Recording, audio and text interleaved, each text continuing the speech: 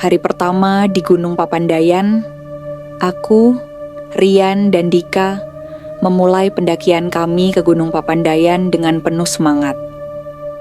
Kami berangkat pagi-pagi dari Jakarta, berharap bisa mencapai puncak dalam 2 hari. Tidak ada yang lebih menyenangkan selain melupakan sejenak hiruk-pikuk kota dan menikmati kedamaian alam. Tenda kami terpasang di base camp, jauh dari keramaian. Langit mulai gelap saat kami menyalakan api unggun, menghangatkan tubuh setelah perjalanan yang melelahkan. Namun, suasana hutan sepertinya tidak bersahabat. Udara dingin yang menyengat merayap masuk ke dalam jaket kami.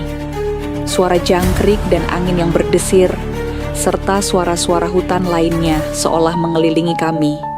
Saat itu, Dika yang biasanya ceria malah tampak gelisah. "Kalian merasa ada yang aneh nggak sih?" tanyanya sambil menatap ke gelapnya hutan. Suara-suara itu, suaranya terhenti. Kami semua menoleh, mencoba mendengar. Tidak ada yang terlalu mencolok, selain suara angin yang menggerakkan dedaunan. "Lo cuma lelah, Dika," kata Rian sambil tertawa kecil. Namun malam itu suara langkah kaki mulai terdengar. Awalnya samar, lalu semakin jelas. Seperti seseorang yang sedang berjalan di antara pepohonan. "Ada yang jalan di sana?" tanya Dika. Wajahnya berubah tegang. Kami semua terdiam. Tidak ada jejak kaki yang terlihat, hanya hutan yang seolah menelan segala suara. Tiba-tiba, di tengah kesunyian itu, Dika berbisik, "Ada yang ngeliatin kita dari sana." Dia menunjuk ke dalam kegelapan yang semakin pekat, tempat di mana api unggun kami tidak bisa menjangkau. Kami semua menatap ke arah yang sama, namun hanya ada bayang-bayang yang samar. "Nggak usah paranoid," jawab Rian, walau ekspresinya mulai sedikit berubah. "Itu cuman bayangan pohon," tetapi ketika kami duduk kembali, suara langkah itu semakin dekat. Kami bisa mendengarnya semakin jelas, semakin berat.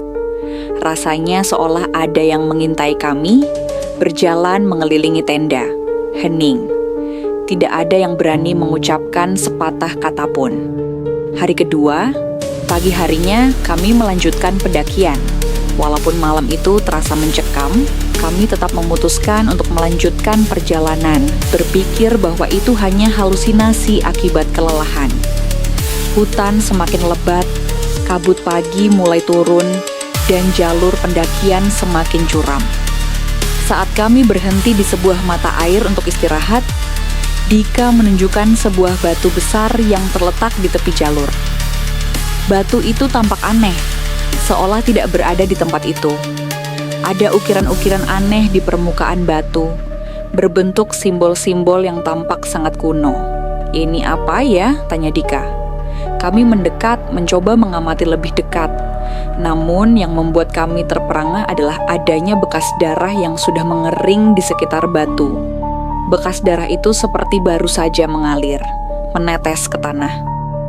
"Ini bukan tempat sembarangan," bisikku. "Ada yang nggak beres." Kami memutuskan untuk melanjutkan perjalanan tanpa banyak bicara.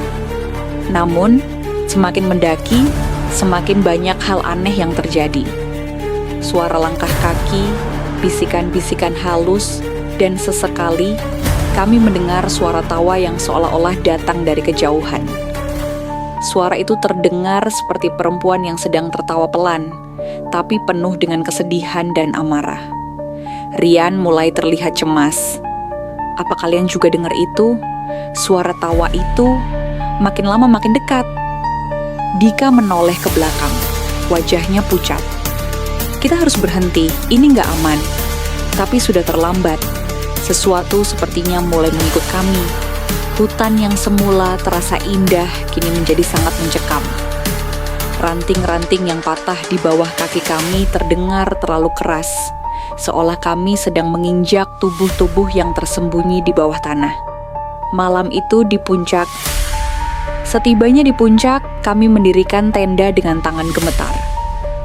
Suasana semakin mencekam, angin semakin kencang, dan udara malam terasa semakin dingin, seolah ada sesuatu yang mengintai dari kejauhan. Ketika kami sedang makan, tiba-tiba Dika teriak, "Lihat itu!" Ia menunjuk ke arah kabut yang tebal, di mana sesosok putih tampak berdiri di sana, menghadap ke arah kami. Sosok itu tidak bergerak, hanya berdiri diam. Kami menatapnya dengan mata terbuka lebar. Sosok itu mulai bergerak perlahan mendekat. Ketika semakin dekat, wajah sosok itu mulai terlihat. Rambut panjang terurai, menutupi sebagian wajahnya yang pucat. Matanya kosong, hitam pekat. Di lehernya ada bekas luka yang mengerikan, seperti terluka parah. Tangan kanannya menggenggam sesuatu yang tampak seperti rantai. Siapa kamu?" Dika berteriak, namun suaranya terhenti. Ia merasa seolah-olah mulutnya terkunci. Sosok itu tidak menjawab, hanya tersenyum. Senyum yang mengerikan, senyum yang terasa penuh penderitaan. Tiba-tiba, suara langkah kaki bergema lagi. Kali ini semakin banyak. Kami dikelilingi oleh sosok-sosok lain. Semua mengenakan pakaian putih. Wajah mereka pucat, dengan mata kosong yang menatap kami dengan penuh amarah. Tangan mereka terulur, seperti ingin menangkap kami. "Kenapa kalian mengganggu tempat ini?" Suara perempuan itu terdengar lagi. Kali ini datang dari sosok yang ada di depan kami. "Gunung Papandayan adalah tempat kami beristirahat. Kalian seharusnya tidak datang ke sini." Kami mulai merasakan tekanan di dada. Udara semakin berat. Setiap langkah yang kami ambil terasa semakin sulit. Dika mulai gemetar. Sementara Rian berteriak panik, "Kita harus lari, sekarang!" Namun tubuh kami tidak bisa bergerak. Kami seperti terperangkap dalam dunia yang gelap ini. Tidak bisa keluar, tidak bisa berbuat apa-apa.